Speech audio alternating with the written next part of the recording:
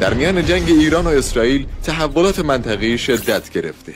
وزیر دفاع پاکستان هشدار داده اگه اسرائیل از بمب اتم استفاده کنه، پاکستان هم پاسخ اتمی میده. گزارش‌هایی از ارسال موشک و تجهیزات سنگین به ایران منتشر شده. سامانه‌های دفاعی پاکستان در آماده باش کامل قرار دارند. کره شمالی دستور تولید انبوه گلوله‌های توپخانه و تسلیحات سنگین رو داده. به گفته برخی رسانه‌ها، کره شمالی در کنار ایران خواهد ایستاد.